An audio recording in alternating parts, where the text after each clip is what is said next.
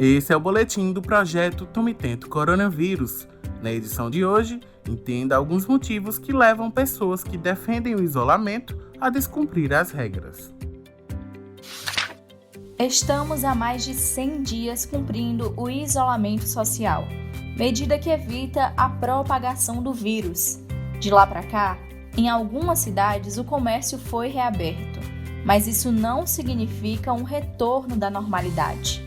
Se reunir com amigos, fazer aquele churrasco no fim de semana com a família, abraçar alguém que a gente conhece, além de promover festas e eventos, tudo isso ainda não é recomendado.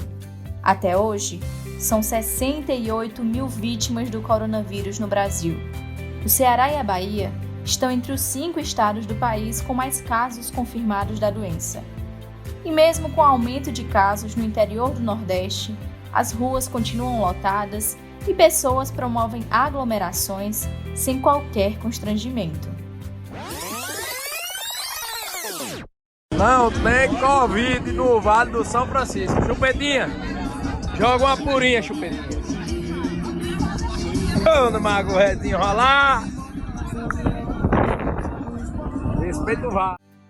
Esse áudio circula nas redes sociais desde o dia 4 de julho, data em que foi gravado na Ilha do Maroto, área ribeirinha de Petrolina, no sertão do Pernambuco. No vídeo é possível visualizar grupos reunidos, arriscando a própria vida e de outras pessoas. Mas existe outro grupo na sociedade, aquele que defende a continuidade do isolamento social, mas também quebrou regras em algum momento da quarentena. É o caso do estudante Paulo Tanuri. Depois de 60 dias isolado em casa, ele encontrou alguns amigos.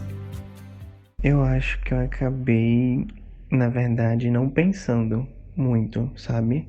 Esquecendo, assim, das consequências e sim querendo simplesmente satisfazer uma vontade pra meio que aliviar, sabe? Essa angústia que tava. E aí depois bateu um arrependimento, logo em seguida, mas tentei não me culpar tanto, sabe? E tentar relevar, e tentar suprir essas vontades, combater essa angústia de outras formas.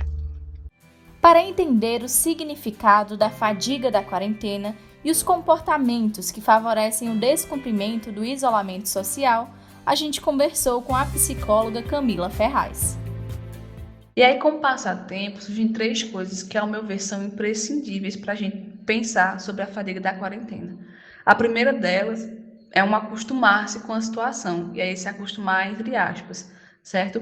Que acaba gerando menos engajamento nosso para seguir as orientações necessárias, principalmente se não há mortes e ou sofrimento de pessoas próximas a gente. 2 é um sentimento de irritação e revolta com aqueles que nunca seguiram, que nunca vão seguir quaisquer orientações. Então, assim, surge muito na internet, né, aquele discurso das pessoas falando que se sentem otárias e bestas, porque parece que só elas e poucas outras pessoas estão seguindo o isolamento social. E, por fim, existe uma normalização forçada do governo, que nesse caso diz respeito à reabertura de serviços não essenciais no momento em que a doença ainda não foi controlada.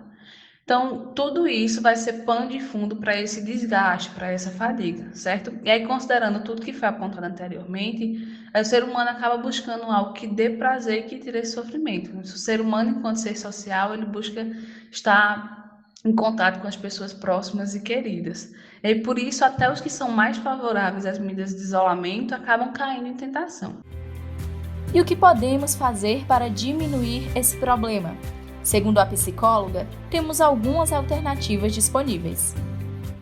Existem municípios que estão disponibilizando acolhimento psicológico via telefone, via virtual, e aí pode ser interessante ligar para a Secretaria de Saúde da sua cidade para saber se esse serviço existe, essa estratégia existe ali, né?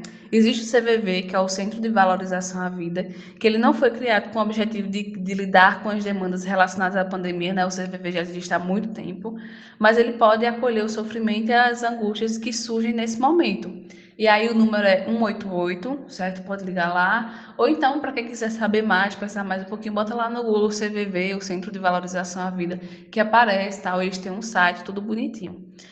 Além disso, é importante a gente reconhecer e acolher os nossos medos, e aí falando numa relação você com você e você com os outros, certo? E nessa última é buscar pessoas confiáveis para trocar ideia mesmo, sabe?